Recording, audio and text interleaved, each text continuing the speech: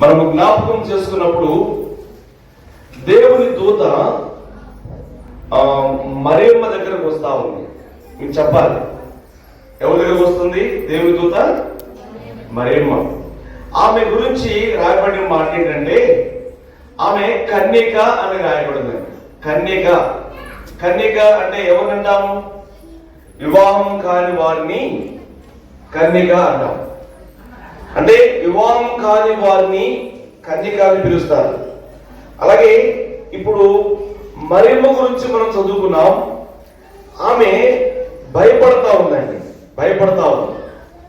మనం కూడా అనరాని మాట ఎవరైనా అంటారేమో అని భయం, అలాగే జరగకూడనిది జరిగిద్దేమో అని భయం, అలాగే నన్ను వాళ్ళేమంటారు వీళ్ళేమంటారు భయపడుతూ ఉంటాం. కానీ ఇక్కడ మరియమ్మ భయపడతా ఉంది. దేనికోసం అంటే ఆమె అంటూ ఉంది, అందుకు మరియ 34వ వచనంలో, లూకా సువార్త 34వ వచనంలో, అందుకు మరియ నేను పురుషుని ఎరుగనిదానని అంటా ఉంది. ఆమె భయం ఏంటి? నేను పురుషుని ఎరుగుదాను, నేను పురుషుణ్ణి ఇంకొకరికి కలుసుకోలేదు, నాకు గర్భం రావడం ఏంటి అని భయపడతా ఉంది. ఆ దూత చెప్పిన మాటకి భయపడుతుంటే ఆ దూత అనుమానం తీరుస్తుంది. ఇదిగో దేవునికి సమస్తము సాధ్యం, దేవునికి అసాధ్యమైనది ఏమీ లేదు, దేవునికి సమస్తము సాధ్యం. అదేమిటంటే ఇప్పుడు నీ గర్భంలోకి రాబోయేది ఎవరో తెలుసా? ఆయన ఎవరైనా రాయబడింది 32వ వచనంలో, ఆయన గొప్పవాడై సర్వోన్నతుని కుమారుడు అనబడును, ప్రభు అయిన దేవుడు ఆయన తండ్రి అయిన దావీదు సింహాసనమును ఆయనకి ఇచ్చును, ఆయన యాకోబు వంశస్థులను యుగయుగములు ఏలును, ఆయన రాజ్యము అంతము లేనిదయ్యుండని ఆమెతో చెప్పారు. ఆమె అసలే భయపడతా ఉంది. నేను కన్యకనైతే నాకు గర్భం రావడం ఏంది అని ఆమె భయపడుతూ ఉంటే, దేవుడితో ఏం చెప్తుందంటే, నీ గర్భంలోకి వచ్చేవారు ఎవరో తెలుసా?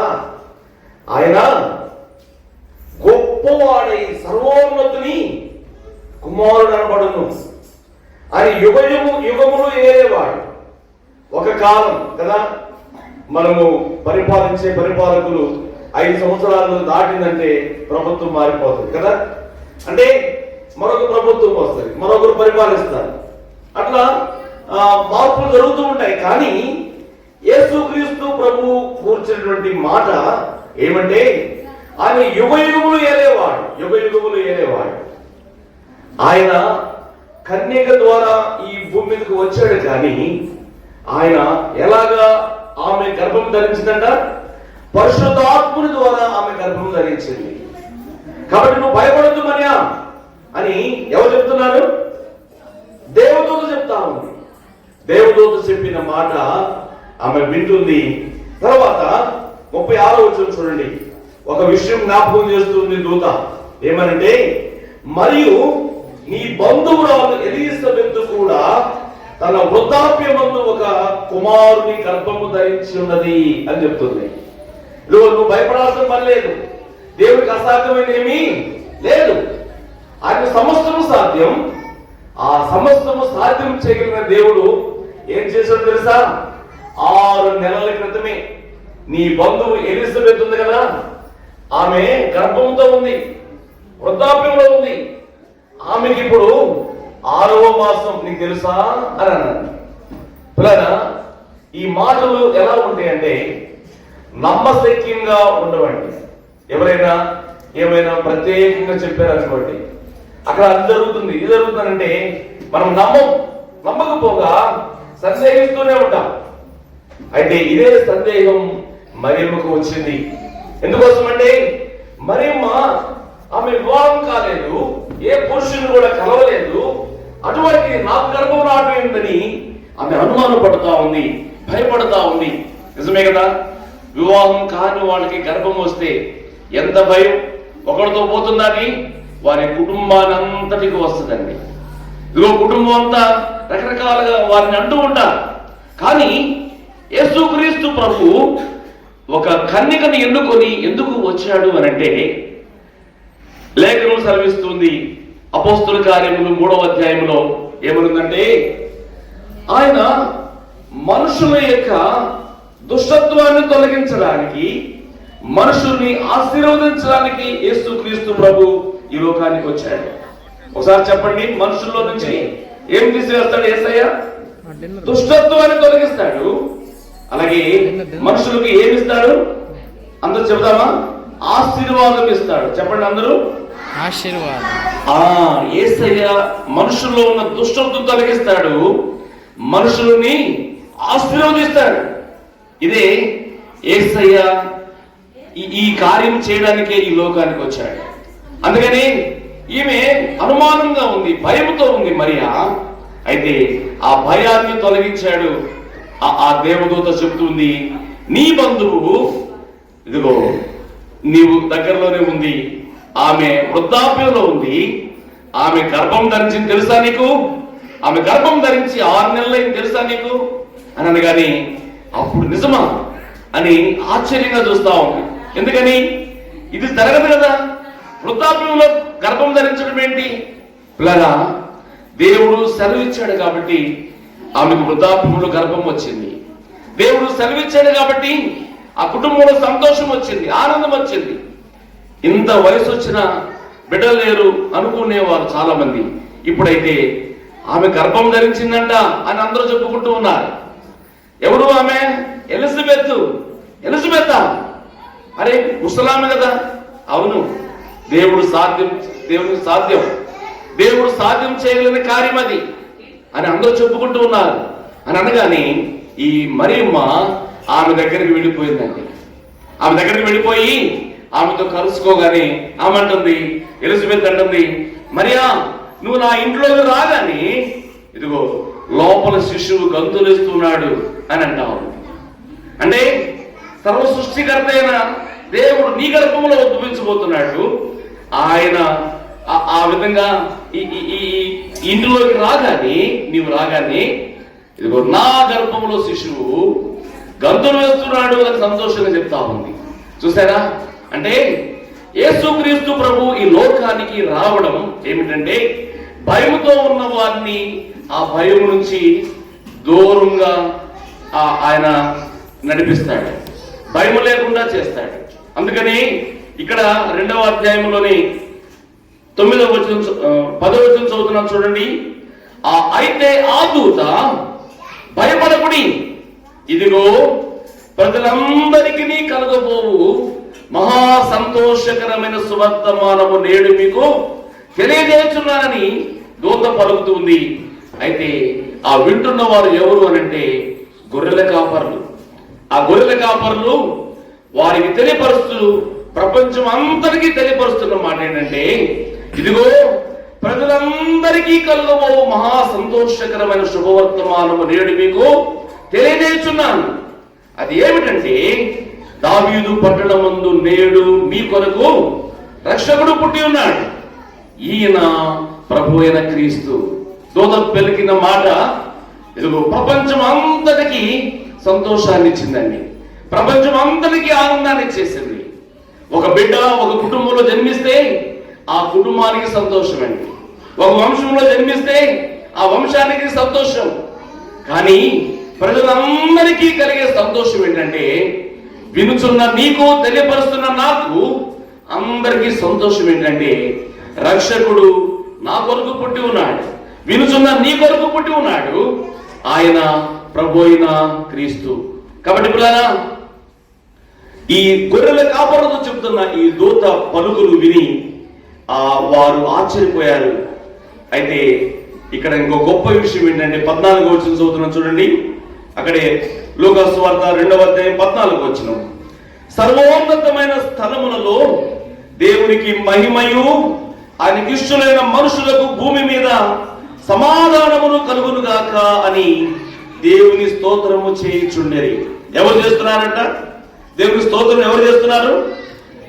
పరలోకము నుండి ఎవరు వచ్చారంట? సైన్య సమూహం వచ్చేసిందండి, దూతల సమూహమే వచ్చేసింది భూమి మీదకి. ఈ గొప్ప పండుగ అర్థం ఏంటో తెలుసా? ఈ పండుగ భూమి మీద ఉన్న వారే కాదు, పరలోకము నుండి వచ్చిన వారు కూడా కలిసి పండుగ చేస్తూ ఉన్నారు. కొన్ని పండుగలు కొన్ని గ్రామాలకే పరిమితం, అది గ్రామం సంబంధించిన పండుగ. కొన్ని పండుగలు కొన్ని మండలాలకే ఉంటాయి, కొన్ని జిల్లాల్లోనే ఉంటది, కొన్ని దేశాల్లోనే ఉంటాయి. కానీ ఈ పండుగ పరలోకము నుండి ఈ లోకానికి వచ్చినటువంటి యేసుక్రీస్తు ప్రభుని గురించి, యేసుక్రీస్తు ప్రభుని ఆ ప్రేమను ఆ సత్యాన్ని తెలపడానికి సైన్య సమూహమే వచ్చేసిందంటండి. వచ్చి ఇదిగో ఏమని పలుకుతున్నారు, వాళ్ళు ఒక చక్కటి పాట పాడుతూ ఉన్నారు. ఏమనంటే, అందరూ చదువుదామా ఈ మాట? అందరూ చదువుదాం. 14 వచనం పెద్దగా చదువుదాం. సర్వోన్నతమైన స్థలములలో దేవునికి మహిమయు ఆయనకిష్టులైన మనుషులకు భూమి మీద సమాధానమును కలుగునుగాక అని దేవుని స్తోత్రము చేయుచుండెను. ప్లేనా ఈ మాట ఏమిటంటే, ఆయనకిష్టులైన మనుషులకు భూమి మీద సమాధానం అండి. నిజమే ప్లేనా, చాలా మందికి తినడానికి ఉండొచ్చు కానీ సమాధానం ఉండదండి. ఇదిగో మంచి మంచి వాహనాల్లో ప్రయాణించవచ్చు కానీ సమాధానం ఉండదు ఇంటిలో. అలాగే ఇదిగో ఒక గ్రామంలో ఇలాగే శుభవార్త జరుగుతుంటే ఆ గ్రామంలో పెద్ద జనసమూహం వచ్చారట. ఆ మీటింగ్కి వస్తే అందరూ దేవుని వాక్యాన్ని విన్నారు. అయితే సాయంత్రం ప్రార్థన చేయించుకోవడానికి అక్కడికి ఒక వ్యక్తి వస్తూ ఉన్నాడు కానీ వెనక భార్య మాత్రం చాలా దూరంలో ఉందట. అయ్యా, ఎందుకు మీ భార్య అంత దూరంగా ఉంది, ప్రార్థన చేసుకోవచ్చు కదా అంటే అప్పుడు అంటున్నాడు, అయ్యా 23 సంవత్సరాలైంది మేము పలుక్కొని అన్నారట. ఎన్ని సంవత్సరాలు అయిందంట? 23 సంవత్సరాలైంద పలుక్కొని. మీరు ఏ ఊర్లో ఉంటారు అని అన్నారంట దైవదాసుడు. ఒక ఊర్లోనే ఉంటామయ్యా. లేకుంటే మీరు ఏ కాలనీలో ఉంటారు? ఒకే కాలనీలో ఉంటామయ్యా. లేకుంటే ఏ ఇళ్లలో ఉంటారు? ఒకే ఇంట్లో ఉంటాం. కానీ మాకు సమాధానం ఎప్పటి నుంచి లేదు? 23 సంవత్సరాల నుంచి సమాధానం లేదన్నట. సమాధానం లేకుండా కలిసి ఉంటా ఉన్నారు. సమాధానం లేకుండా అందరూ ఆనందంగా ఉంటున్నారు కానీ కనబడుతున్నారు కానీ హృదయపూర్వకమైనటువంటి ఆనందం ఎప్పుడు వస్తుందంటే మనలో సమాధానం ఉన్నప్పుడే. కాబట్టి పిల్లరా, ఈ వాక్యము తెలియపరుస్తుంది ఏంటంటే, ఇదిగో సర్వోన్నతమైన స్థలములలో దేవునికి మహిమయు ఆయనకి ఇష్టమైన మనుషులకు భూమి మీద సమాధానము కలుగునుగా. కానీ ఆనాడు దేవదూతలు పాటలు పాడినాయి, అలాగే ప్రజలు పాటలు పాడారు, అలాగే అందరూ గానం చేస్తున్నారు. అయితే ఈ సమాధానము ఎవరికి కలుగుతుందంటే దేవునికి ఇష్టలైన వారికి. దేవునికి ఇష్టలైన వారుగా ఉండాలంటే ఇదిగో మనము మనస వాచ కర్మేణ దేవునికి సమీపస్తులుగా ఉండాలి. మనస వాచ కర్మేణ మనసు ఆలోచించి మంచి ఆలోచనలు మనకు ఉండాలి. అలాగే మాట్లాడే మన మృదువైన మాట మనలో ఉండాలి. అలాగే మన క్రియలు మనలో దేవునికి ఇష్టమైనవిగా ఉండాలి. అవి లేని పక్షంలో దేవుని దగ్గర మనము ఇష్టలుగా జీవించలేము. కాబట్టి ప్రేరణ ఆలోచించేద్దాం. దేవాది దేవుడు ఆయనకి ఇష్టలైన ప్రజలుగా ఉన్న వారికి సమాధానం ఇవ్వడానికి వచ్చాడు. దేవాది దేవుడు ఆ పరలోకమును వీడి ఈ లోకానికి ఎందుకు వచ్చాడంటే, ఆయన సృష్టికర్త అయిన దేవుడు నీకు ఆశీర్వాదం ఇవ్వడానికి వచ్చాడు. అలాగే ఆ ప్రియ ప్రభు ఒక శిశువుగా ఈ భూమి మీద ఎందుకు జన్మించాడనంటే, నిన్ను నన్ను శాంతి సమాధానం ఇచ్చి అలాగే సంతోషం ఇచ్చి జీవింప చేయాలని వచ్చాడు. అందుకని ఒక భక్తుడు పాడుతున్నాడు కదా, పశుశాలలో నీవు